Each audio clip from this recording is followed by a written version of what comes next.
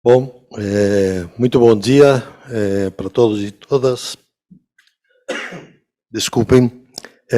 Vamos dar começo a essa primeira jornada, que poderia ser segunda ou terceira, porque já tentamos antes do coronavírus, mas não houve condições, né? Então, nossa primeira jornada de estudos e de pesquisas sobre o probabilismo e a retórica jurídica. Nosso grupo de pesquisa, que muitos dos seus representantes estão aqui hoje conosco ao vivo, muitos outros estão pela internet ou pelo Zoom. Eu queria fazer uma menção especial, já que estamos falando desse momento, da professora Giane Menezes, porque era para estar aqui conosco, ela nos avisou com tempo de que não podia por motivos de saúde, mesmo assim ficamos na torcida para que ela viesse, mas infelizmente não deu. A professora Giane é uma grande amiga de todos nós, estivemos no Recife já, tínhamos sonhado muito com fazer essa pesquisa aqui, essa jornada aqui todos juntos, mas não foi possível, vai ficar híbrido, que parece que é o que está acontecendo normalmente. Então, Giane, um grande abraço aqui de São Paulo para lá no Recife. Também queria agradecer, antes de começar e dar uma abertura oficial para esse evento, a professora Ana Paula Magalhães, coordenar comigo o grupo de pesquisa aqui do IEA, o IMPAR, né, investigações com relação à pluralidade, é um nome bem interessante, pluralidade e ambiguidades da condição humana. Eu lembro que quando organizamos esse grupo de pesquisa, começou com um evento realizado aqui, no IEA, que estávamos discutindo literatura e filosofia, né? E a partir desse momento nos conhecemos, a professora Ana Paula e eu, e decidimos criar um grupo de pesquisa que insistissem, que tocassem a temática da filosofia e da literatura diante dos desafios do mundo contemporâneo, que são desafios que exigem, pelo menos do nosso ponto de vista, uma aproximação cognitiva que não seja apenas conceitual e abstrata, né, que é necessário que seja narrativa. E nesse sentido, aí, nesse ponto, entra a ligação com o nosso grupo aqui de pesquisa na Unifesp, o CEPRO, estudo sobre probabilismo e retórica jurídica, toda a questão da narratividade, da metáfora, do símbolo, que serão coisas que serão discutidas aqui, sem dúvida, ao longo desses 3 dias, né? Eu queria apenas, começando com esse agradecimento que é devido a todos os que de alguma forma participaram, participam, também a Alessandra, a Mariângela, o Júlio, o Felipe, todos os que estão aqui agora conosco, que fizeram possível que isto aqui acontecesse, inclusive o técnico do IEA que está aqui nos ajudando, porque senão seria impossível que isso aqui funcionasse, impossível pelo menos do meu ponto de vista. Eu tenho uma incapacidade completa, sou um analfabeto digital, mas muito obrigado mesmo, né? E eu queria simplesmente fazer uma trajetória rápida, né, do nosso grupo. O nosso grupo já começou já faz muito tempo, né? Estamos falando talvez de 10 ou 12 anos, de contato continuado com alunos, professores. Quando isso aqui começou, levantando questões de probabilismo moral, probabilismo jurídico, teologia moral, direito canônico, parecia uma coisa assim que vinha de Marte, né, de outro mundo, de outro planeta, né? À medida que o conhecimento histórico, as pesquisas históricas foram evoluindo, principalmente nos últimos 10 anos, talvez, né? De alguma forma, essa área de pesquisa já está sendo consolidada. Eu não digo propriamente aqui no Brasil, né, mas sem dúvida nenhuma, pelos contatos que eu tenho na Europa e muito especificamente na Alemanha, no Max Planck, a linha de pesquisa que está aberta agora mesmo é teologia moral e direito canônico, né?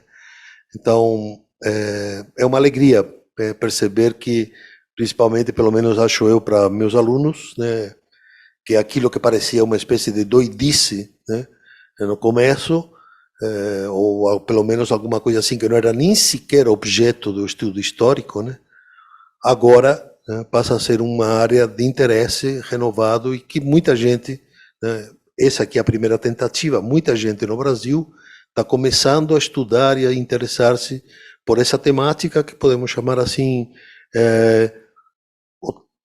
a denominação que atualmente Thomas Duvey, que é o diretor do Max Planck em Frankfurt, está utilizando, é um saber pragmático normativo, né?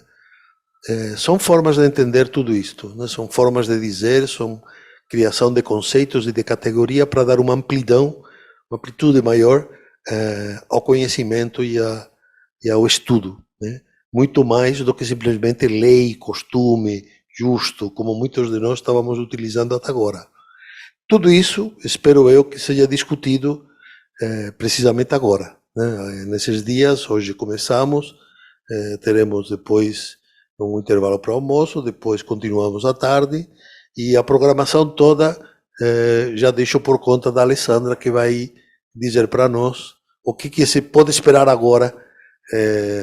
Estamos fazendo tudo de acordo com o manda o figurino e no horário certo, tá bom? Então, muito obrigado a todo mundo que está aqui agora, quem está nos acompanhando pela internet, pelo Zoom, e agora convido aqui a Alessandra para contar para vocês e para mim também como é que vai ser a programação, tá bom? Por favor, Alessandra. Todo seu. Obrigada, professora. Bom dia, vou sentar aqui.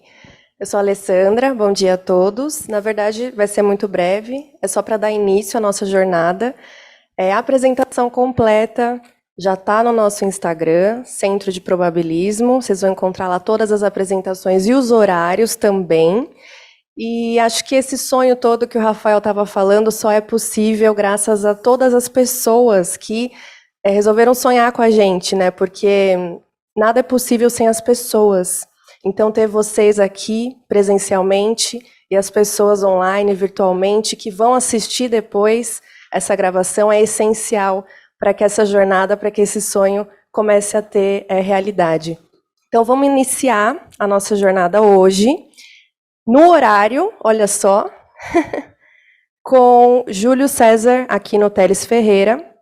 Ele vai apresentar a teologia moral como metodologia para uma história do direito no mundo ibérico, um estudo de casos da obra de Juan Francisco de Castro. E o comentador será o professor Dr. Alessio Nunes. Vou pedir, por favor, que vocês venham aqui, tá bom? Obrigada. Então, bom dia a todos. Meu nome é Júlio César, sou mestrando do programa de pós-graduação em História da Universidade Federal de São Paulo, orientando do professor Rafael Ruiz, e só ressaltando, membro também do CEPRO, do Núcleo de Estudos Ibéricos da Unifesp, e é um imenso prazer começar essa jornada que nós tanto sonhamos, como foi dito aqui, e por vários impasses, dentre eles a pandemia, nós conseguimos realizar agora. Já quero agradecer também ao professor Alessio, que está aqui conosco, as pessoas presentes, as pessoas que estão nos ouvindo à distância. Acho que é um momento muito importante para nós.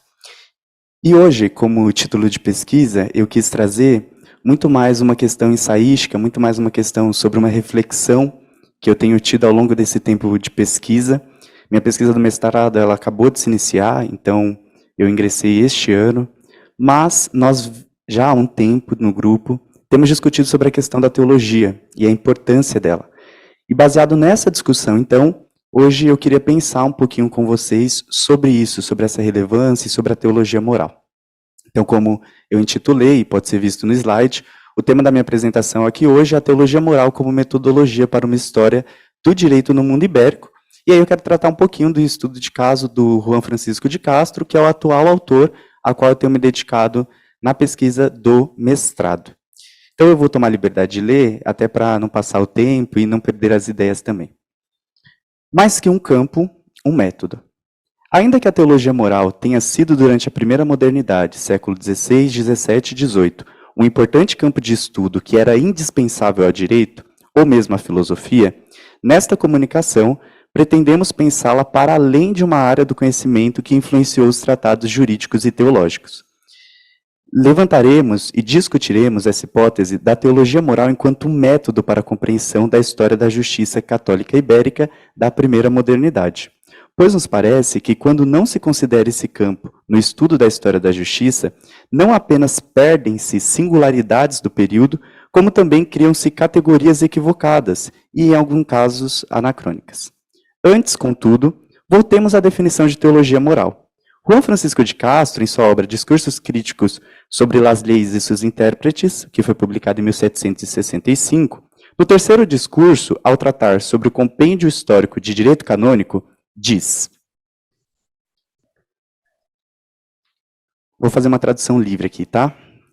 Parece que Graciliano e Pedro Lombardo, arcebispos de Paris, conhecido por sua famosa obra que lhe deu o renome de mestres de sentenças, trabalharam ao mesmo acordo, e quase no mesmo método e tempo, este para a teologia, reduzindo à concórdia passagens extraídas da Sagrada Escritura e das obras dos Santos Padres, e a da jurisprudência eclesiástica, erigindo uma e a outra os fundamentos da escolástica, que tanto, talvez em grande parte, fatiga inutilmente a vários moinhos. Mas esses grandes homens não devem ser culpados por qualquer abuso que seja feito às suas obras. Nesse trecho, o autor deixa clara a relação da teologia moral que era utilizada pelas obras dos padres a partir das escrituras sagradas, bem como pela jurisprudência eclesiástica que influenciou as ideias da justiça no mundo ibérico católico. Um fator importante, exposto pelo autor, é de que mesmo que existam interpretações abusivas das obras produzidas pelas autoridades eclesiásticas, os autores dessas obras não devem ser culpados, o que só faz sentido à luz da teologia, que buscava a intencionalidade para culpar ou livrar.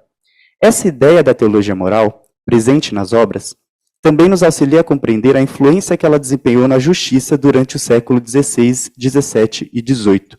E mais, Juan Francisco de Castro está escrevendo na segunda metade dos 700, já sob preceitos de esclarecimento e deixando clara a relevância da teologia na justiça. O autor continua afirmando que Pedro Comestor, irmão de fé de Graciano e Lombardo, ao escrever a história eclesiástica, fez com que essa obra se tornasse o corpo de teologia positiva. Nesse corpo, havia uma série de glosas sobre as escrituras sagradas, de Gênesis até Atos dos Apóstolos, com comentários que incorporaram questões da história profana, assim por eles chamada.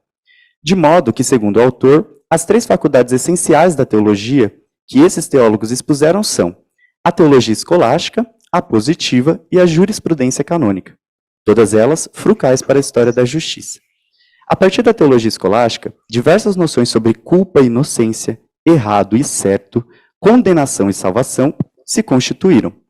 Desde a Idade Média, os escolásticos têm analisado as ações humanas à luz das escrituras sagradas, ensinando e transmitindo a cultura moral religiosa que ao longo da história foi incorporada nas normas, nas decretales, ordenações e etc. A teologia positiva foi o ramo teológico que permitiu a análise crítica das ideias que os pais da fé difundiram, fazendo análises por meio das escrituras e da própria tradição. Assim, havia uma maleabilidade e alteração constante, porque conforme a mudança dos tempos e das tradições, a interpretação da lei dos doutores por cada comunidade se alterava, o que permitia que a justiça desse a cada um que lhe pertencia, segundo o tempo e a tradição a qual os sujeitos estavam inseridos. A terceira faculdade, apontada por Castro como constituinte da teologia, é a jurisprudência canônica. Como fica claro a partir do Dicionário de Derecho Canônico em História Hispanoamérica e Filipinas, siglos XVI a XVIII, o direito canônico teve relevância para as questões da justiça da primeira modernidade. Foi a jurisprudência uma das principais características da justiça católica ibérica, porque ela permitia que a decisão do juiz seguisse as múltiplas possibilidades. Essa ideia ficou conhecida na historiografia, a partir da obra de Antônio Manuel Espanha, como pluralismo jurídico, e, em nossa hipótese, ela derivou das contribuições da jurisprudência canônica que ela forneceu desde a época medieval. Castro continua, já no segundo tomo da obra que eu tenho analisado, atribuindo à jurisprudência a confusão de diversas opiniões. E agora eu vou citar mais um trecho do autor. A jurisprudência seria mais feliz, embora sempre infeliz, se, como na filosofia e na teologia escolástica, houvesse nela várias escolas, como tomistas, escotistas, suaristas e etc.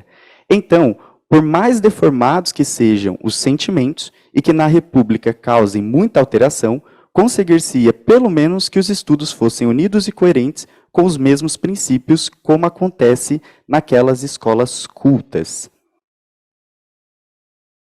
Esse é um ponto a ser analisado. Fazemos a seguinte questão.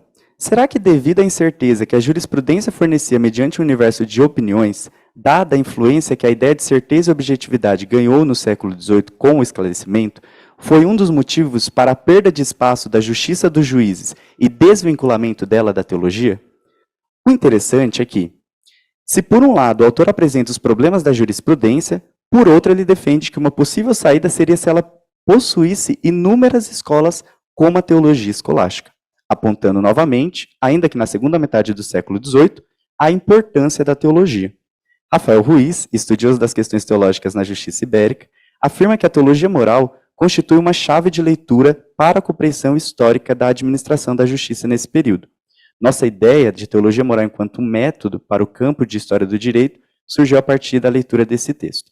Segundo o autor, abre aspas, a teologia e o direito canônico também é jurídico e influencia não só a maneira de dizer o justo e o direito por parte dos juízes, mas, sobretudo, configura a maneira de estabelecer as próprias relações sociais, políticas, jurídicas e econômicas. Fecha aspas.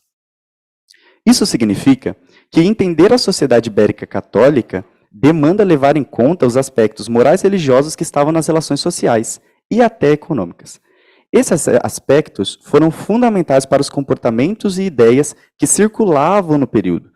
Foi por meio das ideias teológicas que passaram do direito canônico para o civil que as pessoas foram julgadas.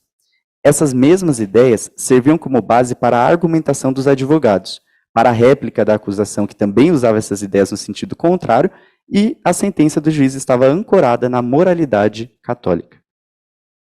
Logo, se não usarmos a teologia moral também como método de análise das sentenças, processos e mesmo dos tratados sobre justiça, podemos incorrer no erro de interpretações históricas, teleológicas ou anacrônicas, já que buscaremos transportar categorias atuais para explicar ideias próprias da primeira modernidade. Vários autores da historiografia ibero-americana têm destacado a relevância da teologia moral nos estudos de história da justiça, alguns no mesmo sentido que estamos defendendo aqui, como, por exemplo, o historiador português Antônio Pedro Barbas Homem, que diz, abre aspas, a importância da teologia e da filosofia moral na descrição do regime dos juízes, de maneira que se torna metodologicamente incompreensível este estudo sem uma referência pioneira a essa literatura. Fecha aspas. Em nossa opinião, para o uso correto das categorias, é necessário, inclusive, considerar a forma como a tratadística é organizada. Em geral, os tratados apresentam os argumentos de autoridades eclesiásticas e ou jurídicas. Em seguida, as réplicas também baseadas em argumentos de autoridade e, posteriormente, as sínteses ou conclusões e ideias do autor do tratado. Isso é relevante porque, se considerarmos tal estrutura, a forma como expomos a ideia de um tratadista precisa entender que, dependendo do trecho citado, é necessário descrever se estamos expondo a ideia do autor ou o argumento do autor sobre uma outra obra, um outro jurista do período. Esse ponto é crucial e deve ser entendido como metodológico. Do contrário, o historiador do direito que analisa os tratados pode incorrer em erros de interpretação, apresentando como ideia do autor uma noção que é um argumento de autoridade.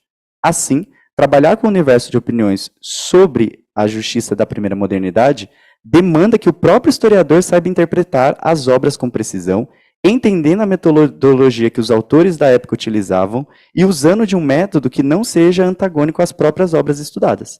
Além disso, demanda que a própria exposição das obras e das ideias analisadas deixe claro quem está falando, com quem está dialogando e qual a relação histórica do período.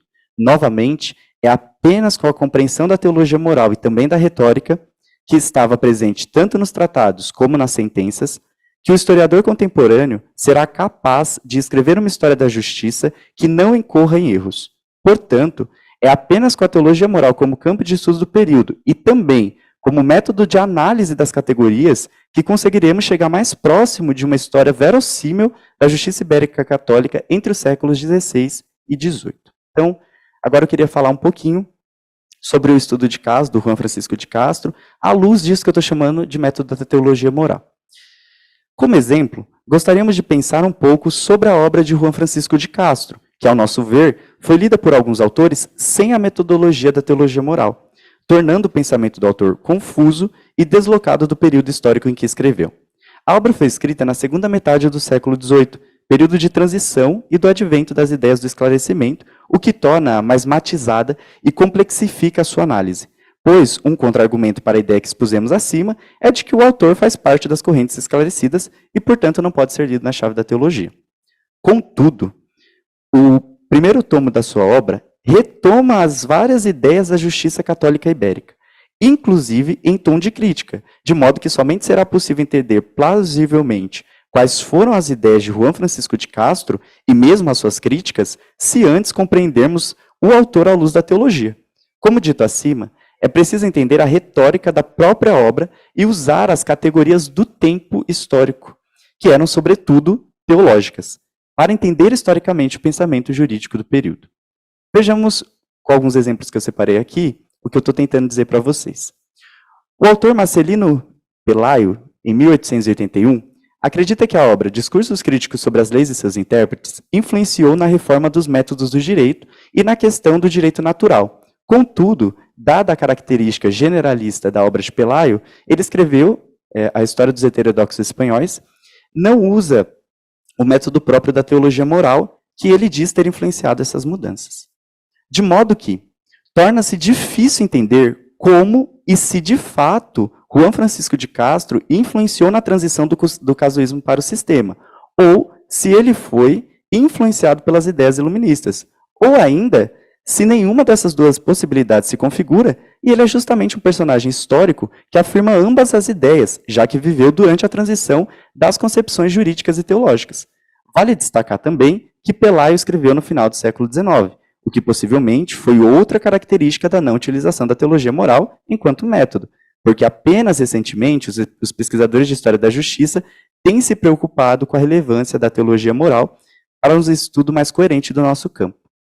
Outros autores, como Santos Gonzalez, partem do contexto das reformas borbônicas dos Áustrias para afirmar que os ilustrados do século XVIII retomaram aos códigos do direito antigo, o canônico, o civil, o eclesiástico, na tentativa de reforçar o direito nacional castelhano. Ainda assim, ao nosso ver, somente com o estudo das obras teológicas é que será possível confirmar ou descartar essa hipótese, pois parece muito mais que há uma continuidade das ideias morais católicas até o final do século XVIII do que uma retomada delas. Porque se fosse assim, essas obras deveriam ter parado de circular pelo menos por um período ali. Todavia, a própria obra que nós estamos nos referindo faz parte da tratadística e foi publicada em 1765. Ou seja, os tratados não deixaram de ser publicados em grande quantidade no século XVIII, ainda que a quantia fosse menor se comparada ao século XVII.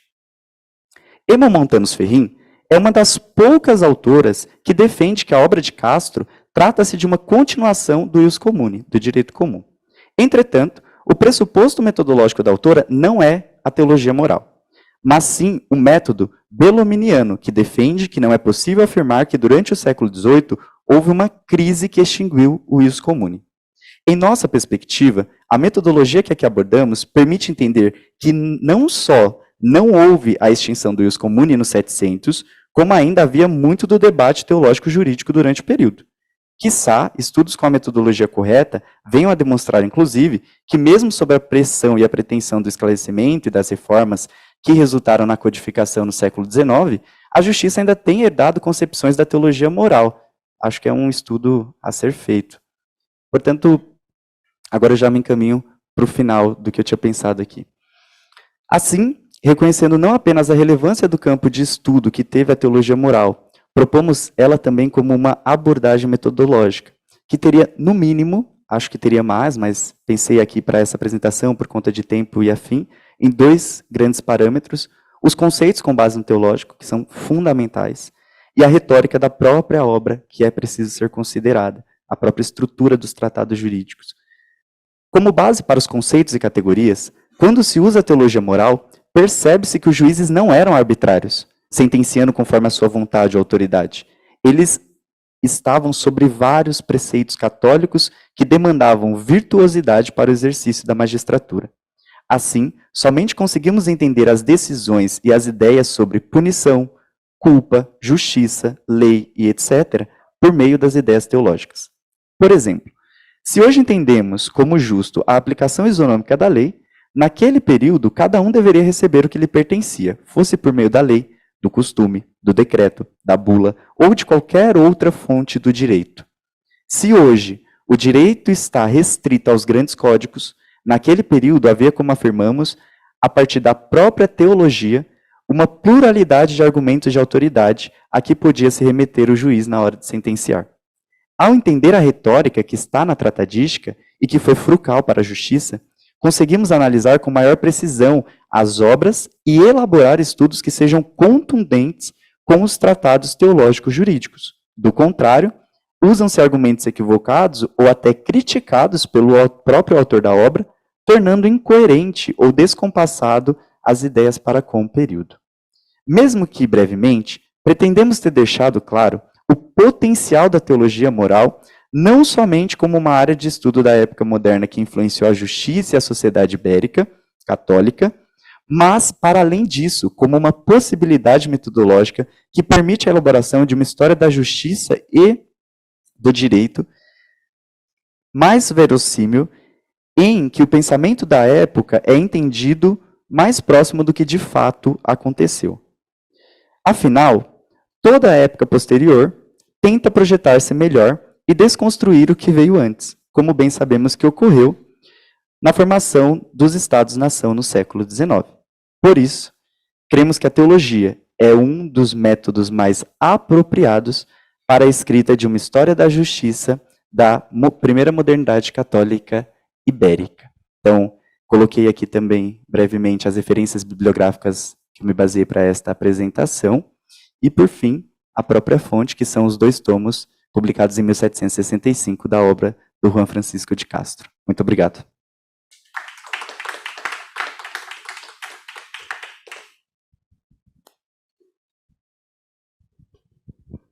Muito bem, bom dia a todas e todos. Quero cumprimentar o professor Rafael, professora Mariângela, meu orientador, professor Bruno Feitler, os demais presentes aqui. Cumprimentar também o Júlio e todos que nos assistem pelo YouTube, enfim, pelo Zoom. Eu quero começar dizendo que eu sou um neófito aqui, quase um estranho no ninho. Fico realmente agradecido pelo convite. Tenho feito leituras sobre probabilismo jurídico, sobre teologia moral, muito influenciado por uma fala que eu ouvi da Mariângela, vou falar disso mais tarde, mas enfim, estou aqui por causa dela. Me interessou muito o trabalho dela e tem me interessado, estou sendo muito sincero, as leituras propostas lá no site, né, do CEPRO, aquela bibliografia que vocês recomendam. Já li muita coisa, mas ainda assim me considero alguém que está iniciando nessas questões. Tá? Primeiro, com relação à apresentação em si, parabenizar o Júlio. O Júlio, eu tive uma conversa antes, ele está no começo do mestrado e ainda assim já tem esboçado algumas reflexões sobre importantes questões. Um ponto alto da sua apresentação é justamente quando você diz o seguinte, quando passa a análise de caso: é preciso entender a retórica da própria obra e usar as categorias do tempo, que eram sobretudo teológicas, para entender historicamente o pensamento jurídico da época. E lá no começo da sua fala, e mesmo no título, você já anuncia, né, a importância de se ter a teologia moral como uma chave de leitura, uma chave interpretativa.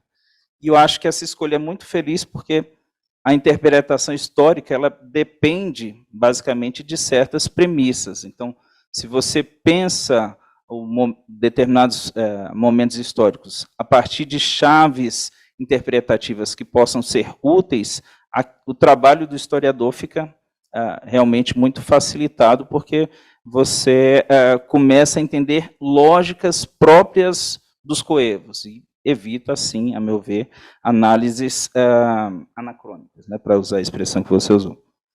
Agora, me pareceu, Júlio, que é uma coisa que talvez você possa repensar e conversar com o seu orientador, que não seria propriamente, isso está no título, né, a teologia moral como metodologia. Me parece muito mais que seria uma chave de leitura, uma chave interpretativa, um enquadramento teórico, e não propriamente uma metodologia. Talvez a expressão não seja das mais felizes. A gente entende, eu entendi a intenção, mas eu acho que usar a chave de leitura, chave interpretativa, enquadramento teórico, fica mais bem colocado do que propriamente uma metodologia, né? Mas, enfim, com todas as vênias, pela minha neofitez. Tá? Uma coisa que eu achei que também pode ser repensada é quando você coloca assim...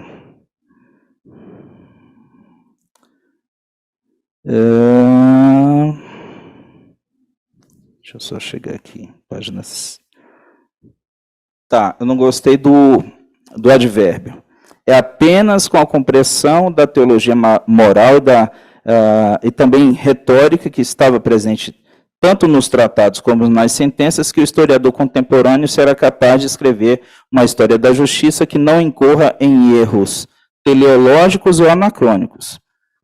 Pode suavizar um pouco essa interpretação. Não é apenas com essa chave interpretativa. Eu acho que essa chave interpretativa ajuda-nos, sobremaneira, a entender esse modelo de justiça de antigo regime, de século XVI, XVII.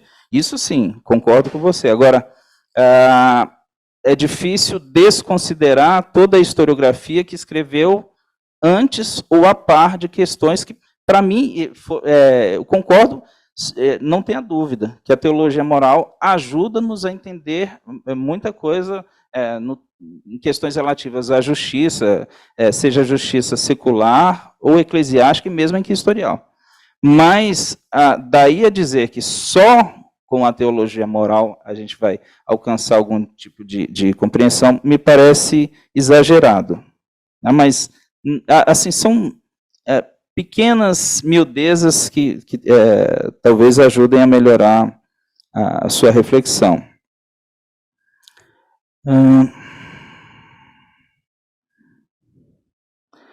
E aqui um ponto que me pareceu muito interessante é entender as decisões e ideias sobre punição, culpa, justiça, lei, crime, pecado, por meio, insisto nisso, por meio dessa chave interpretativa, dessa valorização de ideias teológicas, de doutrina jurídico-cristã, enfim.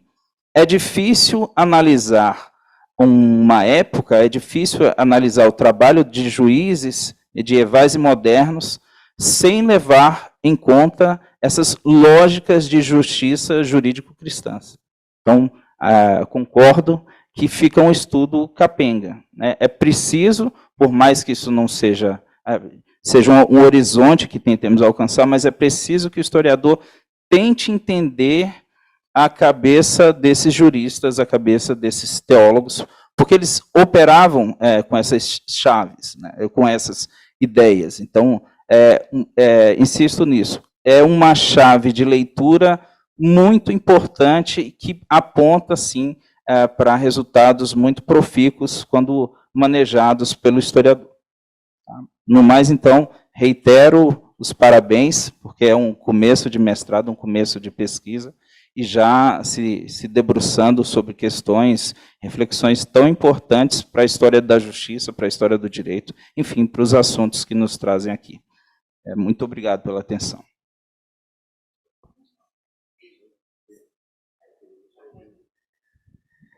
Então, muito obrigado, Alessio, pelas colocações. Eu acho que são fundamentais, ainda mais nesse começo da pesquisa. O começo da pesquisa é sempre esse momento que a gente se coloca várias questões e fica pensando, acho que disso, e aí já pegando um ponto que você levanta que é importante, pensei muito sobre usar o termo método, porque também me parece que, como o próprio texto do Rafael Ruiz que me inspira, a ideia da chave de leitura se encaixa muito bem. Ao mesmo tempo, eu fico pensando sobre toda essa relevância que, principalmente, ela é colocada para a questão do pensamento. Então, entender esse pensamento desses autores, que é uma coisa que eu tenho tentado ao longo da minha pesquisa. Por quê? Porque a Stefania Tutino, que também é uma pesquisadora de probabilismo muito importante, ela tem feito obras nesse sentido do pensamento dos autores. Então, eu acho que a sua colocação de metodologia, de fato, ela faz sentido. Mas, por outro lado, me parece também que a teologia pode sim ser usada como método para a gente ler essas categorias, esses conceitos. E aí, chave de leitura é um termo que parece entrar bastante mesmo. De fato, as categorias próprias, elas mudam totalmente as percepções que se estabelece antes. E aí, eu acho que eu pesei sim no termo de falar apenas, porque sempre há vários caminhos, por isso que existem vários métodos, mas eu queria enfocar, e aí eu acho que a apresentação aqui hoje deixa claro isso, a relevância da teologia, a importância dela para entender essa história da justiça católica ibérica. Por quê? Porque quando eu comecei os meus estudos, e toda a historiografia que eu tinha lido até então, esses termos eles não apareciam, e as ideias que estavam colocadas lá não surgiam. Então, quando eu comecei a estudar, olhei para o Rafael e falei, o que é isso? Não entendo, eu não consigo entender. E aí, o mais interessante, quando nós vamos para as obras, para os tratados, que você começa a ler eles sem a teologia, fica quase incompreensível, porque a gente tenta projetar categorias atuais nessas obras, e elas não fazem sentido, ou elas soam como arbitrárias. Então, para mim, depois de elaborar todo o projeto e ficar refletindo, acho que disso vem o termo metodologia também, eu fiquei pensando o método da minha pesquisa. Qual é o método? Porque foi uma das questões que colocou-se durante a banca de arguição do mestrado, para o ingresso, enfim. Então, isso é algo que eu tenho refletido bastante. Mas, de fato, eu acho que os conceitos apresentados pela teologia e colocados nessa chave, eles possibilitam que a gente construa uma história da justiça por outro caminho, por outra vertente, não descartando de modo algum a historiografia que foi produzida, mas hoje eu tenho muito mais interesse nessa historiografia que pensa a teologia moral, nessa historiografia da história da justiça com essas categorias próprias do período, porque, para mim, possibilita uma outra escrita e um tipo de escrita que se aproxima de fato do período que eu tenho me debruçado. Mas muito obrigado por todas as colocações, acho que elas são fundamentais, ainda mais nesse começo de pesquisa que eu tenho tentado refletir metodologicamente, que é uma tarefa difícil para nós historiadores, mas, de fato, esses são os caminhos que eu pretendo trilhar agora na análise do Juan Francisco de Castro, porque acredito eu que, observando pela teologia, eu terei outras interpretações que, inclusive, não foram elaboradas ainda. Então, as poucas pessoas que estudaram a obra dele não fizeram uma análise nesse sentido teológico. E aí, isso me interessa, porque pensar essa questão da história da justiça dentro da chave teológica, na obra do Castro, que me parece esse autor tão emblemático por estar na segunda metade do século XVIII, talvez mostre aí caminhos que a gente ainda não conheceu. Vamos ver nos desdobramentos dos próximos anos da pesquisa. Obrigado.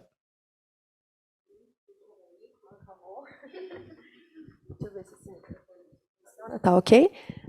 A gente queria abrir, né, para saber se alguém gostaria de fazer um comentário, uma pergunta, sugestões, né, para os pesquisadores. Por favor, a gente tem tempo para isso, tá? E quem tiver no Zoom também quiser falar, é só dar um oizinho ali, que a gente coloca vocês online aqui. O mundo virtual é maravilhoso, tá? Funciona para isso.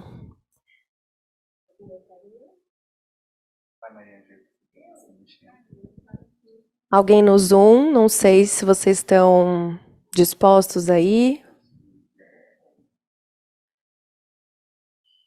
Então, o Rafael tem alguma pergunta, alguma colocação, e se alguém quiser falar depois, a gente ouve. Tudo bem. Então,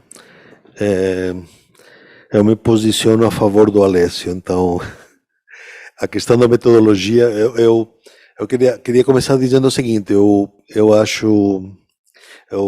faz tempo que não te escuto, né? Já li os teus textos, então eu fico feliz de perceber que há o que você acaba de falar agora há pouco, que assim, você começou dizendo, meu Deus, o que é isso daqui? Não estou entendendo nada, né?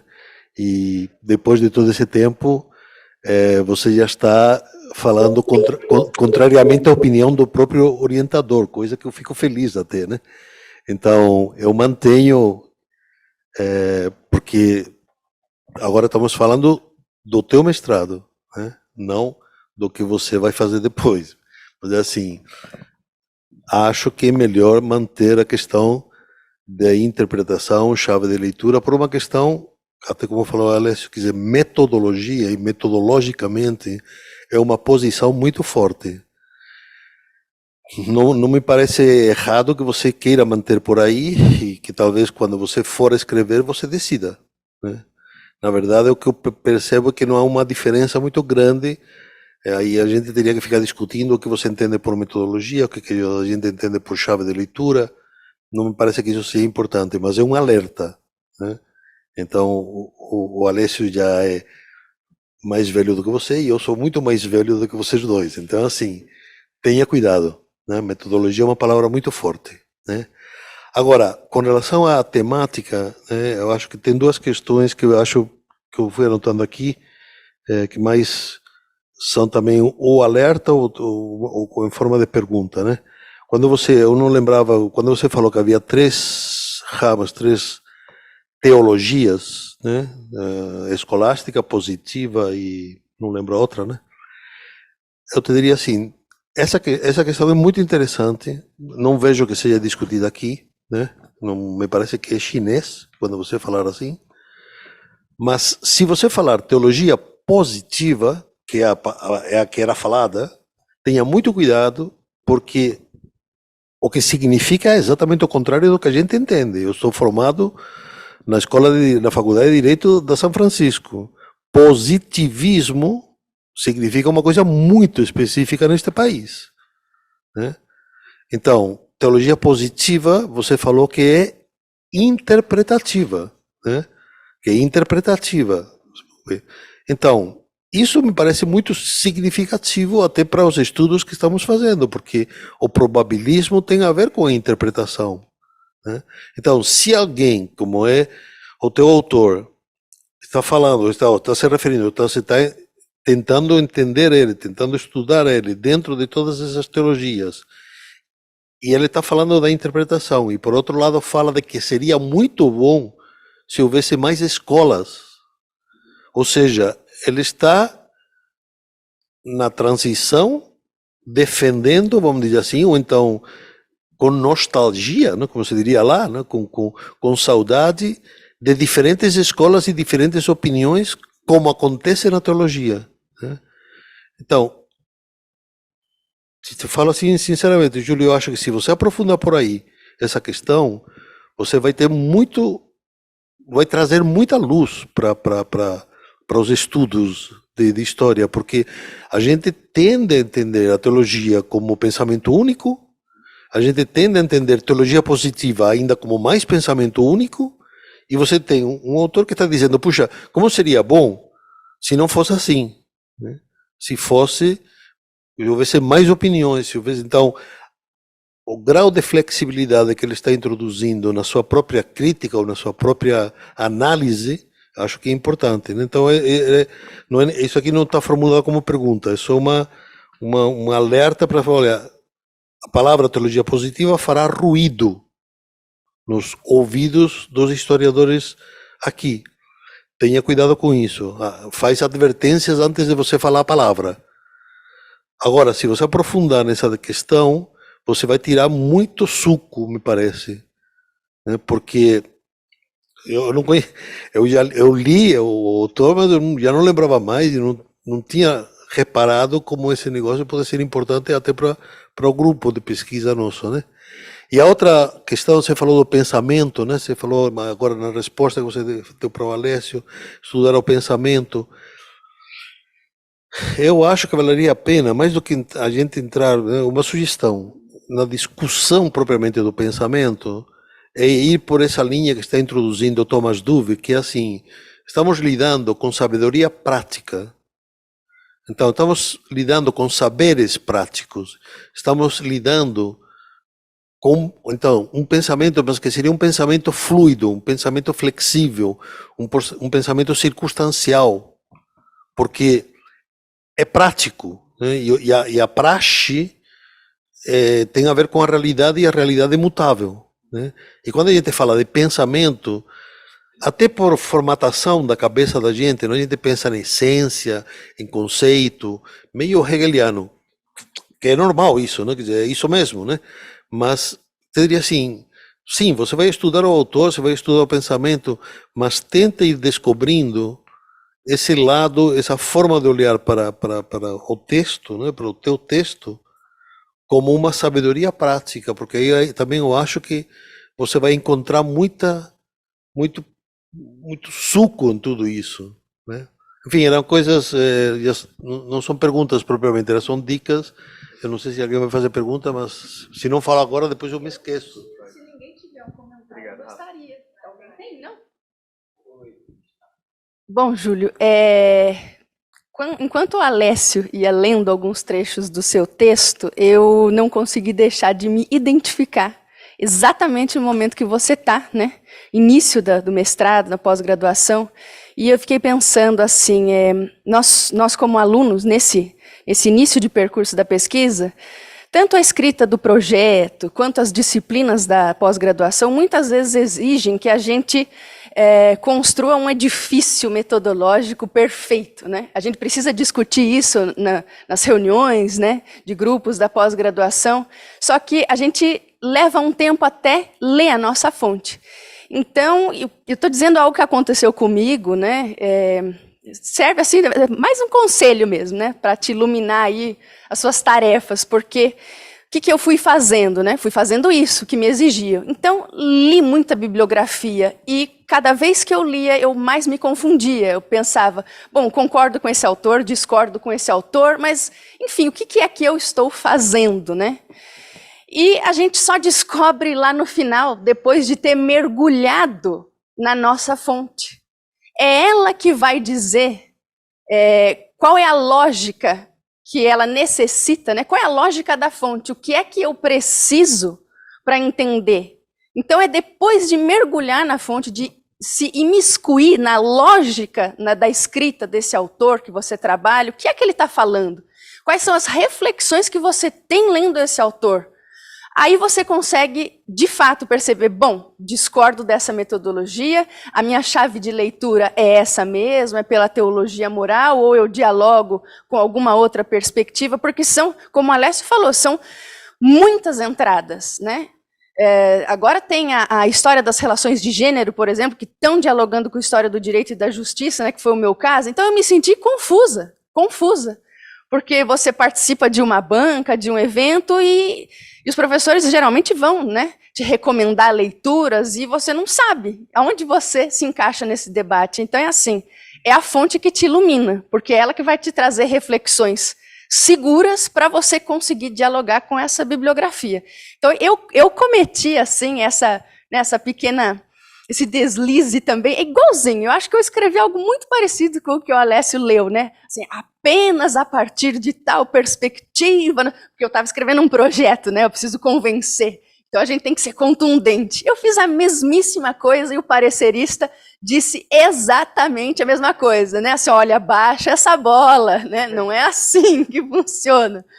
Mas a gente faz isso inocentemente, né? Não é com petulância, né? Parece quando a gente lê o texto. Não é intencionalmente, exatamente, né? Mas aí depois a gente se confessa para resolver esses assuntos. Mas é assim, mergulha na sua fonte e aí você vai fazer esse edifício metodológico com mais segurança depois, tá? Então, assim, é bem inocente esse comentário que eu estou fazendo, mas é porque eu realmente não consegui deixar de me identificar com o seu texto, assim, tá bom? É isso. Professor, quer falar mais alguma coisa? Só concordar primeiro com o que a Mariângela falou sobre conhecer a fonte, que esse erro eu acho que é comum a todos os pós-graduandos. A gente lê tudo, fica confuso, descobre 1000 teorias, 1000 pessoas que dizem que é apenas por aquele caminho que vai dar certo, para no final a própria fonte ir ditando, né? Porque no final das contas é como se a gente, mal comparando, descobrisse que o que a gente achava que era madeira era couro. Para fazer um móvel de couro, eu não preciso daquela ferramenta que eu faço com madeira. Então, assim, só que eu só vou saber isso quando eu conhecer o material com que eu estou lidando, né? Então, enfim, eu achei muito interessante também o que o professor Rafael falou sobre pensar a fonte que você vai analisar como um saber prático. O pensamento parece uma coisa atemporal, como se o pensamento não mudasse, né? Como se o professor Bruno Feitler o que ele tivesse escrito no começo da carreira acadêmica fosse o pensamento dele ainda hoje, o que, evidentemente, em muitas coisas não o é. Então, pensar o pensamento como um saber prático, restrito, circunscrito a um espaço-tempo, a um contexto, nos ajuda a entender por que o autor escreveu aquilo naquele momento. E se a gente parte para essa ideia etérea, né, do pensamento do autor, fica confuso, fica parecendo que é atemporal, fica parecendo que ele não pertencia a um tempo, né, que ele não era histórico. Então, são dicas realmente muito instigantes, porque apontam para caminhos. E, claro, você tem a grande vantagem de estar no começo do percurso, né? Eu faria uma inversão, como proposto pela Mariângela, eu começaria atacando a fonte, né? E assim, às vezes é até bom, porque a gente despido de alguns preconceitos, né? De umas premissas, por vezes equivocadas, a gente vê coisas mais ou menos na linha daquela criança que percebe que o rei está nu. Todo mundo está vendo o rei nu, mas ninguém quer falar, olha, o rei está nu. Aí chega você que não tem premissa alguma e diz assim, olha, está pelado. Peladão mesmo, beleza? Então, queria agradecer, acho que tudo isso é muito importante para o começo da pesquisa, e, de fato, eu tenho essas reflexões, assim, acho que esse é o caminho mesmo. Para mim, a fonte, como a Mariângela destacou, Rafael também destacou sobre a questão da teologia positiva, é onde está a riqueza disso tudo. E por quê?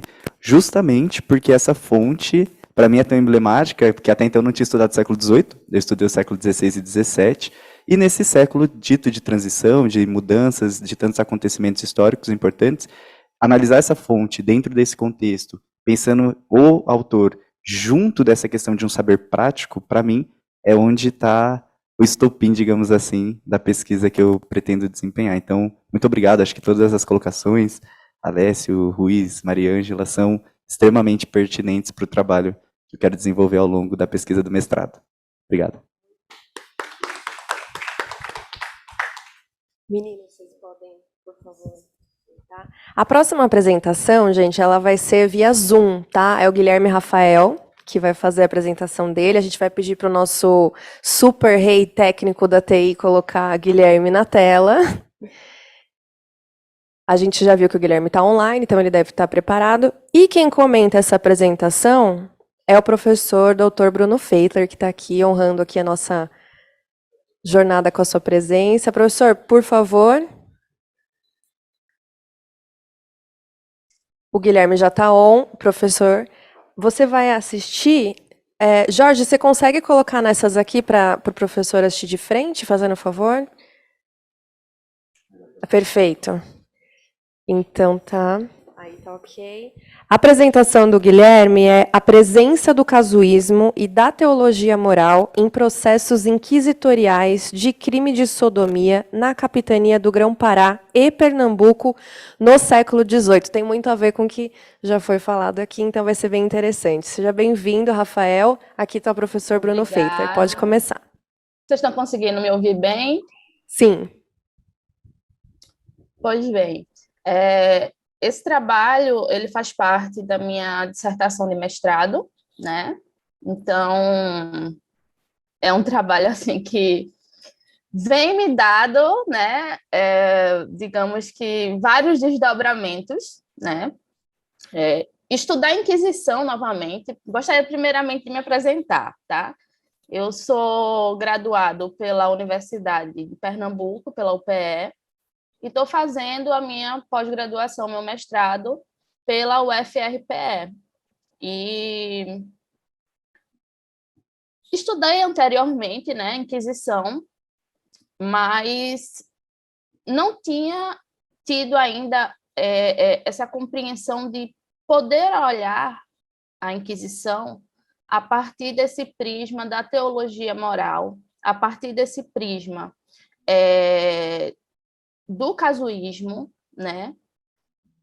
E de tantas outras chaves interpretativas que eu tive a oportunidade de conhecer a partir das aulas, né, que eu tive com o professor Rafael Ruiz. Inclusive, sou muito grato ao professor Rafael Ruiz por tanto conhecimento compartilhado, né? E então eu analiso 2 processos de sodomia, tá? Esses 2 processos, um é referente ao Frei Manuel do Rosário, tá? Ele era residente de Olinda e fazia parte ele era religioso, professo na ordem dos Carmelitas Descalços e tinha 60 anos. Esse processo, na verdade, é uma confissão, tá? Ele vai até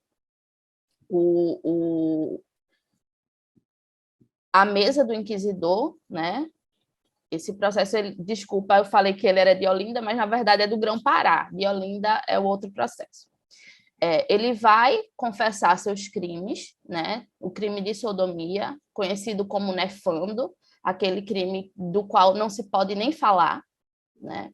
E ele vai confessar o seu crime, e em todo o discurso dele, dá para a gente perceber o quanto de conhecimento ele tinha sobre o assunto, né? Digamos assim, porque ele pede misericórdia por parte de quem está inquirindo ele ali naquele momento, tá? Então, essa chamada pela misericórdia, essa questão dele conhecer essa linguagem, tá? Certamente por ser religioso, por fazer parte de uma ordem religiosa, né? Acaba que faz com que o Frei Manuel do Rosário, durante a última visitação do Santo Ofício, que ocorreu no Grão-Pará, tá? Ele fizesse essa confissão no período também da graça, né? Sabemos que esse período era um período ali em que, se alguém fosse confessar os seus pecados, os seus crimes, né? Sabendo que crime e pecado nesse período também tinham ali não tinha uma separação, digamos assim, né? E ele foi nesse período, né, falar que teve relação com 2 indígenas, né? E que essa relação com essas 2 indígenas ocorreu por mais de uma vez, mas que ele estava completamente arrependido, né? Então, assim, ele só pagou as custas do processo e foi dito a ele que, se ele voltasse a errar no mesmo pecado nefando, ele seria castigado com todo o rigor. Então, dá para entender nesse processo que a missão, né, da Inquisição, do fazer com que o indivíduo voltasse ao caminho correto, de retidão, e reconhecesse seu pecado, reconhecesse seu erro, tinha sido feito, né? Além disso, outra coisa também que eu pontuaria aqui é que, desde o período medieval, o pecado da sodomia ele ficou conhecido como o pecado dos clérigos, né? E isso aí se arrastou também para o período da primeira modernidade.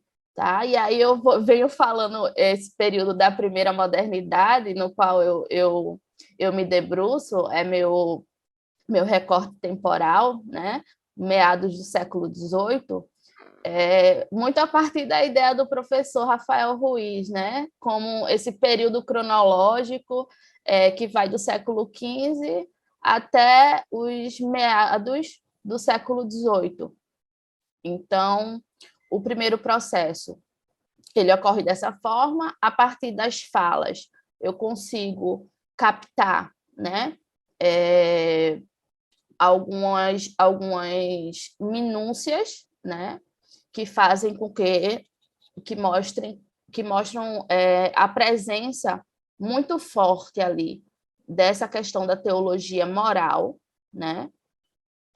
Dessa questão do homem que tem que, a partir daquele momento, não errar mais e agir com retidão. Claro que toda a vida dele, anterior ao que aconteceu, foi levada em consideração, né? Não é só a partir daquele momento, e aí entra a questão do probabilismo e da casuística também, né? Então, é levado em consideração toda a obra que foi feita por ele, né? Em tentar ajudar aquelas pessoas à sua volta, sendo ele religioso, fez com que isso contribuísse também, né, para o desfecho do seu processo. E aí o segundo processo é de um escravo, Daniel Pereira, de 40 anos, tá? Esse sim de Olinda, Pernambuco.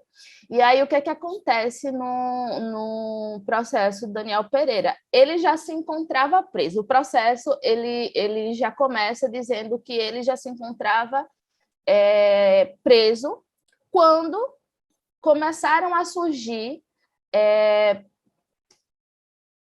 pessoas denunciando que ele estava praticando dentro da cadeia o crime de sodomia.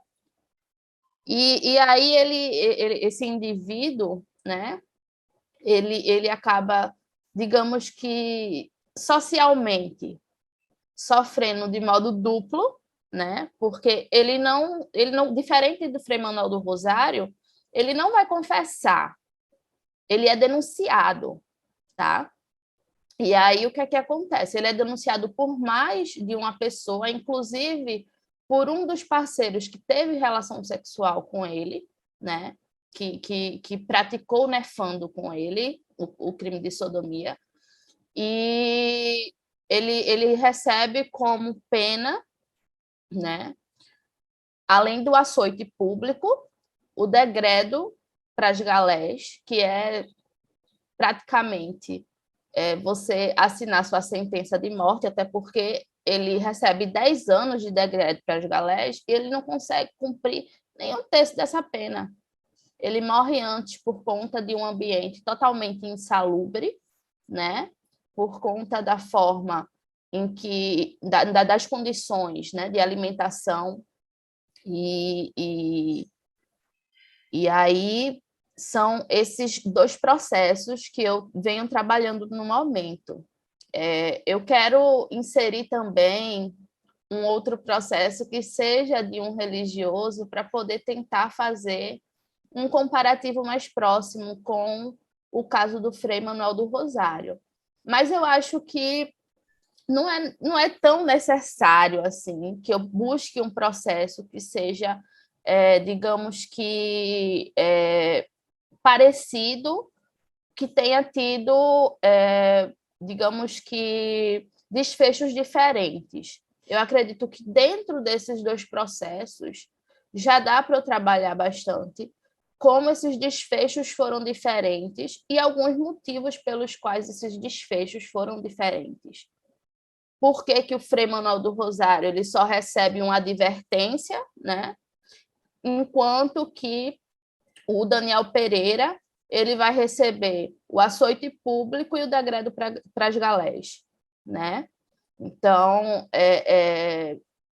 eu queria falar também aqui que, assim, para os meus estudos sobre esse período, principalmente sobre a Inquisição, que antes era muito bitolado, minha visão era extremamente bitolada, em se falando de Inquisição, porque eu achava que eu trabalhei na graduação, né, com Inquisição, e eu achava que a Inquisição tinha como única função punir os indivíduos que estavam errando e pecando.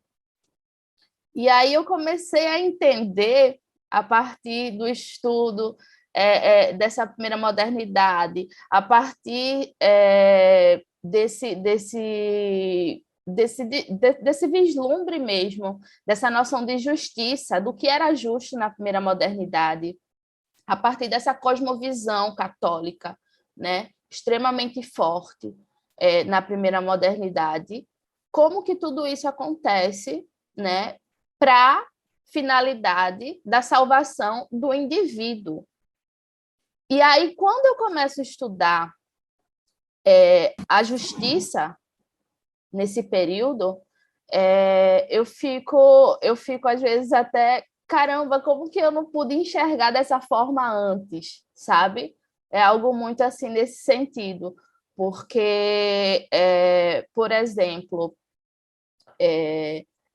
eu vejo que é muito difícil, né, você se despir da noção que a gente tem hoje de justiça e do que é justo, né, para olhar como era visto isso no período da primeira modernidade e no antigo regime, né?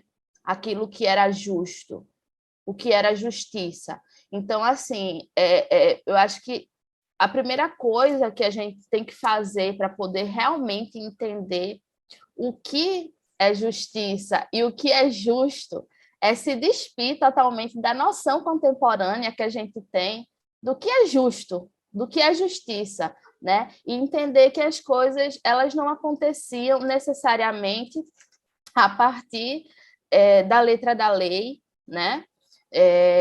Elas aconteciam de formas muito mais dinâmicas e as coisas estavam muito mais atreladas, digamos assim, né? Então, eu até, ao estar escrevendo minha dissertação, eu coloquei uma parte assim que eu advirto vocês de que, ao analisar esse período que durante muito tempo, né, foi visto como um período totalmente despótico, e para olhar para esse período a partir, né, de um olhar não anacrônico, é necessário que a gente entenda algumas chaves interpretativas. Então, eu acho que, para entender o antigo regime, eu não conseguiria mais fazer isso, sendo bem honesto com vocês, eu não conseguiria mais fazer isso sem pensar essas categorias e esses sistemas de pensamento, tá? Então, assim, a teologia moral, a retórica, o casuísmo, o probabilismo, pensar esse período sem pensar essas questões, né, esses sistemas de pensamento, e sem pensar essas categorias, me parece muito difícil, sabe? Então, outra coisa também que eu gostaria de pontuar aqui é sobre a questão do quanto eu achei, né, estudando, o quanto eu achei de similaridades entre a justiça civil e a justiça inquisitorial. Eu achei similaridades principalmente na figura do inquisidor, que acumula cargos, né? Ele é inquisidor, mas ele ao mesmo tempo é juiz, ele acumula funções, né?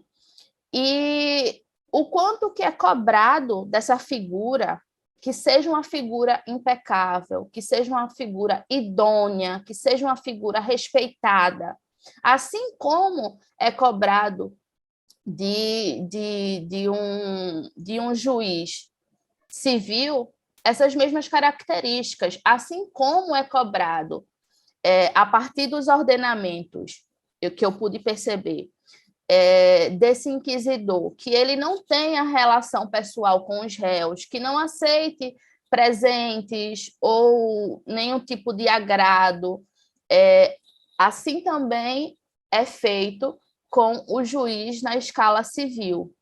Então, eu comecei a perceber similaridades entre esses indivíduos, né? E aí, eu também gostaria de chamar a atenção aqui nesse momento da apresentação para a questão da gama, né, digamos assim, da gama de ordenamentos, leis, e diversas outras formas que eram utilizadas para poder se chegar a um desfecho do caso, né? Então, assim, eu comecei a olhar esse antigo regime a partir de um olhar de flexibilidade. Eu acho que é muito por aí. É um período em que você vai perceber que ele é extremamente flexível, em que, sim, vai ocorrer essa ideia, né, do arbítrio do juiz, assim como o arbítrio do inquisidor, né? Ele pode ser recorrido, né? Mas a figura do inquisidor, no primeiro regimento do Santo Ofício, inclusive, ela vem delineada da seguinte forma, que ele, acima de tudo, tem que cravar os seus estandartes na misericórdia e na justiça, tá? Então, assim, isso está lá no primeiro regimento de 1552.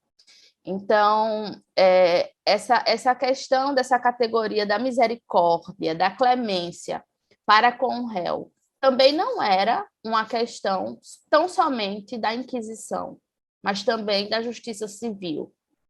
Então, assim,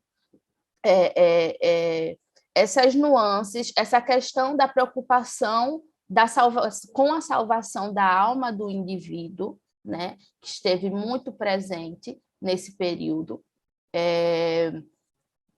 são coisas que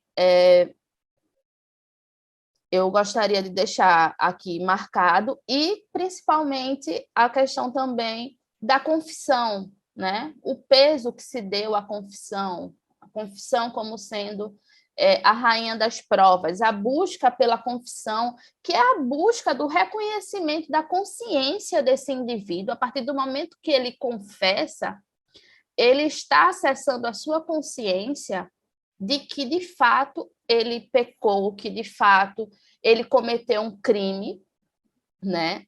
E aí, a partir desse momento, digamos que seria mais fácil fazer com que esse indivíduo procurasse o caminho novamente da retidão e não mais o caminho errante, e que dessa forma fosse possível garantir a salvação da alma do indivíduo. Então, assim, eu acho que por ser um período extremamente imerso numa cosmovisão católica, tanto a justiça inquisitorial quanto a justiça civil estavam extremamente imbuídas desse olhar, né, sobre o indivíduo para que ele não peque, para que ele não erre, para que ele ande de acordo com o que são os desígnios de Deus para ele, entende? Então, basicamente isso, né, que eu gostaria de trazer. Fora isso, deixa eu ver se eu tenho algumas coisas que eu tenha deixado passar aqui. Eu acredito que a questão, né, eu voltaria mais um pouco para essa questão da misericórdia, porque atualmente, né, a gente olha e enxerga a misericórdia a partir de um viés muito pejorativo, né, extremamente pejorativo, você ter misericórdia. E nesse período, a misericórdia não era vista dessa forma, com esse olhar pejorativo, né? Era visto como uma graça, como o próprio professor Rafael Ruiz traz para a gente, né? Uma junção tanto da mercê quanto da graça, né? E aí a graça como esse dom mais próximo de Deus, algo que nos aproxima de Deus, aproxima esse indivíduo de Deus, sem mesmo que ele nada tenha feito para merecer essa graça, tá? Então, basicamente isso. Perfeito, Guilherme. Obrigada, obrigada. Agora vamos aos comentários aqui do professor, por favor, professor.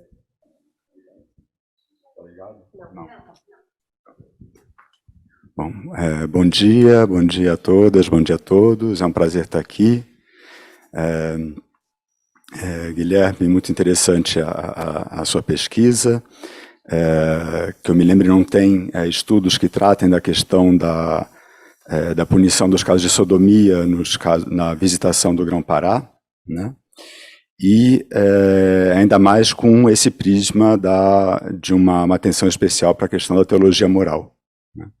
Então, acho que tem um bom caminho aí pela frente, tem espaço para você aí pela frente, mas eu vou colocar aqui algumas questões que me apareceram na sua apresentação, né? Você, enfim, no título era, né, no Grão-Pará, mas na sua apresentação você trouxe um caso que, pelo jeito, realmente ocorrido durante a visitação, né, do Frei Manuel do Rosário, e depois um outro caso que é do Daniel Pereira, que é de Olinda, ou seja, você também não deu as datas, então a gente ficou um pouco inseguro em relação a isso. Então, na próxima vez, eu sugiro que você dê sempre, né, as datas, como pelo menos uma das datas, ou quando a pessoa foi presa, ou quando houve a leitura de sentença, né? Uhum. Então, você disse que não achava um problema colocar esses dois processos muito diferentes, mas a pergunta que eu colocaria para você e aí tem uma questão metodológica importante aqui, né? Você tem que justificar a escolha dos documentos que você escolhe para analisar, né? E tá me ouvindo? Tá. Não, a imagem fez um então, e aí depois você falou que tinha interesse de ver especificamente a questão dos clérigos, e me pareceu bastante interessante, porque, sem dúvida, eles tinham um conhecimento prático do que era teologia moral, enfim, não só prático, mas teórico, muito maior do que o resto da população. Então, sem dúvida, seria uma boa justificativa para a escolha de processos que implicassem clérigos, e não a questão de uma suposta imagem da sodomia como um delito majoritariamente dos clérigos, né? Porque acho que nos números isso, enfim, tem uma proporção bastante alta, né? Mais alta do que na população em geral, mas aí seria necessário também mostrar fontes de época que afirmam isso, né? Da onde que vem essa imagem de que, porque, enfim, na França, a sodomia era vista como um delito italiano, na Itália era vista como um delito francês, enfim, então é uma coisa muito, né, falando naquela época, né, muito vago. Então, esse viés que você aludiu na sua apresentação, eu acho que tem muito mais justificativa e muito mais rigor metodológico do que pegar esse caso do Frei Manuel de Rosário, depois o Daniel Pereira, que deve ser mais ou menos contemporâneo do século XVIII, mas não é na mesma região, enfim, a gente não entende muito bem por que você colocou em paralelo, né, esses dois casos.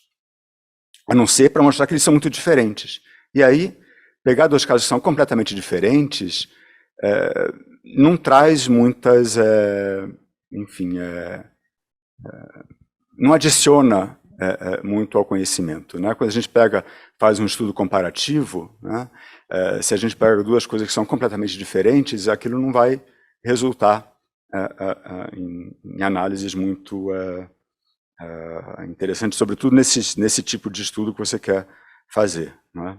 Então, eu recomendo que você siga pelo caminho que você anunciou, né, em relação aos casos de clérigos, por exemplo, né? Pode ser interessante. Quem sabe para além da visitação da visitação ao Grã-Pará e Maranhão, porque eu não sei se tem muitos casos desses, né, que você possa pegar. Para além disso, você, enfim, também quis mostrar essa maior familiaridade com o que era a época moderna, a primeira modernidade, as diferenças com o contemporâneo, e sem dúvida é muito importante isso, né? E, enfim, como alguns historiadores colocavam, né, olhar para o passado como um país estrangeiro, como um lugar onde os costumes são diferentes, a gente não entende na hora que eles vão almoçar, que vão jantar, enfim, porque que usam um chapéu assim, um assado. Então a gente tem que olhar, né, sempre com essa abertura de espírito para tentar entender, né, sabendo, não é, que sem dúvida vai ser muito diferente do que é hoje em dia. Mas isso é uma premissa muito importante e básica, né, da história quando a gente lida com um passado mais ou menos distante, né? Então, eu também, enfim, acho que é uma boa você continuar indo por esse caminho, né? E em relação à questão da misericórdia, era o lema da Inquisição, né? Misericórdia e justiça. Então, pode ser interessante também você procurar em tratados de teologia. Claro que vai ser difícil se forem em latim, mas tem alguns casos, sobretudo no século XVIII, em que vai ser possível mesmo dicionários de teologia contemporâneos que vão historicizar, quem sabe um pouco melhor, o conceito de misericórdia do modo que você está querendo perceber, né? Porque, sem dúvida, fazia parte do discurso inquisitorial. Uma parte muito importante do discurso inquisitorial é essa ideia de que, antes de chegar com a misericórdia, antes de chegar com a espada, né, que era também um objeto que aparece no brasão da Inquisição, se vinha com o ramo de oliveira, que era a misericórdia. Esse era o discurso, né? Na realidade, na prática, a gente vai ver que em momentos vai ser assim. Nas visitações, preferencialmente era assim, né? O Alessio, na tese dele, mostra isso, como que as visitações são, pelo menos no caso que ele estudou, né, um momento de ação inquisitorial muito diferente do que acontecia nos procedimentos ordinários, né? Então tem que também diferenciar, né, e não tentar não generalizar, não é? Um funcionamento que durou muito tempo. Mas também gostei muito de você perceber essas similaridades que existem entre a justiça inquisitorial e a justiça civil, né? E a justiça eclesiástica também, enfim, né? E que os inquisidores eram sobretudo juristas, não eram teólogos, apesar, evidentemente, da importância da teologia para a formação dos juristas, né? Isso é uma questão sobre a qual eu me aprofundei bastante e sobre a qual também sempre chamo atenção, né? E, enfim, eram essas as questões que eu queria trazer aqui, e boa sorte, parabéns pela pesquisa. Tá funcionando? Tá. Pode responder, Guilherme, por favor. Obrigada pelas pontuações, professor. E sim, eu peço desculpa por não ter mencionado, né, as datas dos processos, tá? A do Frei Manuel do Rosário, ela vai acontecer, a confissão dele, em 1773, enquanto que a do Daniel Pereira vai acontecer em 1748, período pouco anterior. E, assim, eu trago eu trouxe esses dois processos, né, pensando nas diferenças, sim, são distantes, né, tem bastante diferenças, mas tem um crime em comum, que é a sodomia, que está sendo julgado ali, mas que tem um desfecho totalmente diferente, né? Para um, apenas ali a questão de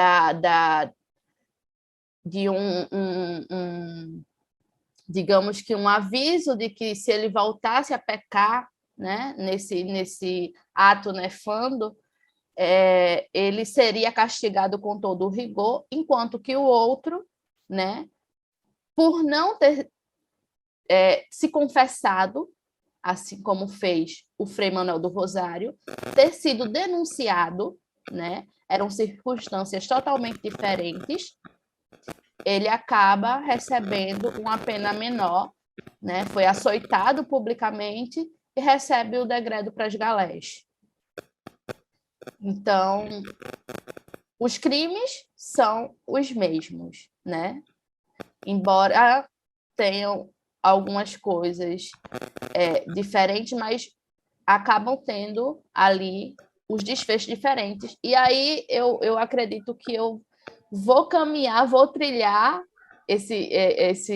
meus estudos, mas também para o caminho aí dessa questão da confissão, né? Da importância e do peso da confissão na primeira modernidade, né? Então, é basicamente isto. Certo. Guilherme, só ainda em relação a essa questão da escolha dos processos, enfim, você escolheu esses dois processos, mas poderiam ter sido qualquer outros, no fim das contas, né? Então, o que eu quis trazer aqui é que para você fazer um estudo que tenha, enfim, uma consistência, seria importante você mapear todos os casos que poderiam ser escolhidos por você. Depois disso, você pode usar exemplos. Mas, assim, parece que uma escolha assim, quase a esmo, você poderia ir para o regimento da Inquisição, que ia dizer exatamente a mesma coisa que você falou aqui. Se uma pessoa se apresenta sem ter denúncias contra ele tem penas menores. Se a pessoa é denunciada, ele vai ter penas mais graves, né? Então, para você, estou falando isso para você tentar adensar um pouco mais, não é? As fontes que você quer usar, né? E a partir delas, e ao ler essas fontes, como o pessoal falou aqui, Marcida, Maria Ângela, Alessi, enfim, você vai ver, né, como que vão aparecer essas questões sobre as quais você se interessa em relação à teologia moral ou em relação à questão do conhecimento que os réus tinham do que eles deveriam ou não deveriam fazer, uma vez que eles estavam, quer dizer, quando fossem presos, né, pela Inquisição. Perfeito, vamos abrir para comentários e dúvidas. Já temos aqui, professor Alessio. Vamos lá.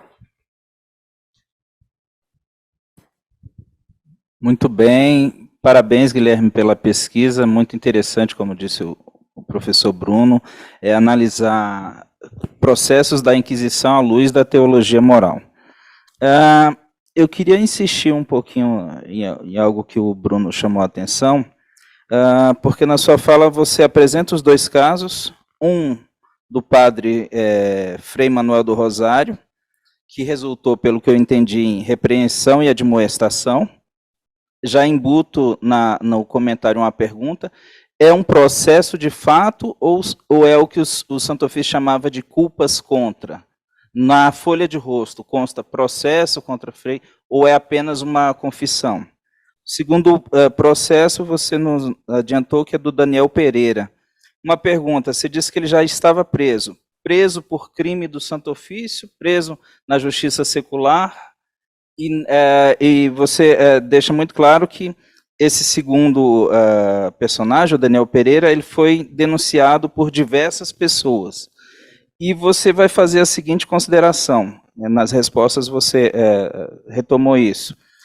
você chama a atenção para a diferença entre as sentenças nos dois casos, e parece que seu estranhamento é muito mais pelo crime seu mesmo do que pelos percursos diferentes que os processos correram. E no seu comentário, você mesmo parece já dar resposta para essa inquietação sua, que um caso foi fundamentado na confissão, me parece, pelo que você apresentou, só teve a confissão do réu, e outro foi fundamentado em denúncias. Eu estava comentando antes de começar com a Mariângela, o quanto alguns historiadores chamam a atenção para esse fato de que crimes semelhantes têm resultados diferentes, mas eu chamo a atenção para os detalhes que você mesmo apresentou. Denúncias num caso, confissão no outro, a condição social do réu também, isso importa, mas muito mais a análise do processo em si pode apontar, a meu ver, o porquê dessa diferença de resultados. Muito mais partimos, por exemplo, de que havia prova mais produzida pelo réu, no mesmo passo que a confissão era a rainha das provas, ela era o principal fator de diminuição de pena, então isso justificaria a pena do padre, né, que confessou e não foi denunciado. E, por outro lado, no caso do Daniel, tem várias denúncias, não sei se eu entendi direito, o Daniel me parece que era escravo, então a condição social do réu podia também contribuir, a gente está falando de sociedade de antigo regime, né, para o tipo de pena que ele recebeu pena degradante, né, ele foi açoitado. Então, assim, algumas respostas, me parece que você mesmo já apresenta, em relação à análise desses dois casos, que, como o Bruno chamou a atenção, podia ter sido melhor aquilatada, né? Por que você compara casos diferentes? Então, para resumir a minha fala, eu acho que o fato de ser o mesmo crime não necessariamente é um motivo para causar um estranhamento de uma sentença ter tido resultado, de as sentenças terem sido diferentes. Porque, assim, um grande problema que eu vejo em trabalhos de análise de processos judiciais, sejam eles da Inquisição ou não, é você pegar apenas a sentença. Porque fica parecendo que aquilo não foi refletido, não foi pensado. E, para além do mais, me parece que na justiça de antigo regime, você tem uma regra geral, você tem penas muito duras, mas que são sopesadas sempre no caso concreto. E no caso concreto, o juiz leva em consideração, os juízes, né, levam em consideração as mais diversas circunstâncias constantes no processo. Então, não sei se é o caso de repensar esse estranhamento com relação baseado apenas no crime. É preciso enfim, esmiuçar o processo, né, saber, você já adiantou aqui algumas ocorrências, mas esse estranhamento parece um estranhamento artificial na medida em que a gente não compara coisas parecidas entre si. Se eu comparo um caso de confissão de um réu que é clérigo, com outro réu clérigo também, que teve sentenças diferentes, ok, eu preciso justificar essa diversidade de sentenças. Mas comparar um caso de confissão com um caso de denúncia, seria estranho se eles tivessem tido o mesmo resultado de sentença. Aí sim, me parece que seria estranho. E eu queria chamar a atenção para uma coisa, você falou o seguinte, e está correto em dizer, que o padre Manuel do Rosário fez a confissão no período da graça, esperando ele que aquilo acabasse resultando numa diminuição de pena. Em termos históricos, o Conselho Geral do Santo Ofício nem sempre considerou a concessão da graça aos sodomitas. Né? Final do século XVI, eles foram contrários a uma uma decisão da mesa do Santo Ofício, da mesa da primeira visitação. Em vários casos, os juízes do Santo Ofício entenderam que a confissão de sodomitas era motivo para diminuição de penas, e o Conselho Geral disse não, que estava equivocado, que a confissão não valia para os sodomitas. Só que aí a gente vai para os casos da segunda visitação, o visitador de então recebe denúncias de sodomitas, né? E esses sodomitas também são apenados mais brandamente, eles sequer respondem a processo, porque a confissão foi feita no tempo da graça. Então, talvez uma coisa que seria legal destacar no seu estudo é que as determinações institucionais nem sempre eram observadas por quem estava na ponta, fossem eles visitadores ou inquisidores de tribunais de distrito. Então, nem sempre a gente tem a norma sendo estritamente cumprida. E quando a gente vai para os casos concretos, vai perceber que é justamente o contrário, né? Que a pena ordinária é justamente a pena arbitrária, e não o que eles chamavam de pena arbitrária. Então, são algumas ideias para se pensar, tá? E eu acho que uma coisa legal de chamar a atenção é essa discrepância entre norma e prática no que se referia ao recebimento da confissão na graça como sendo fator de diminuição de pena, porque até onde eu pude apurar, eu só posso falar daquilo que eu pude apurar, evidentemente, o Conselho Geral não aceitava que fosse dado qualquer tipo de diminuição de pena pelo simples fato de o confitente ser um sodomita e confessar crime de sodomia. Então, o que você está me dizendo é que no século XVIII ainda persiste a prática de os sodomitas confessarem no tempo da graça e terem uma diminuição de pena, né? Então isso, a meu ver, é algo que poderia ser explicado na sua pesquisa. Muito obrigado. Pode responder, Guilherme. Obrigado, professor, pelas pontuações. E sim, o Daniel Pereira, ele estava sendo julgado, já estava preso, né? Na justiça, na cadeia secular, e quanto ao processo do Frei Manuel do Rosário, é um processo mesmo, tá? A primeira folha está lá, processo do Frei Manuel do Rosário, professo na lei dos carmelitas descalços.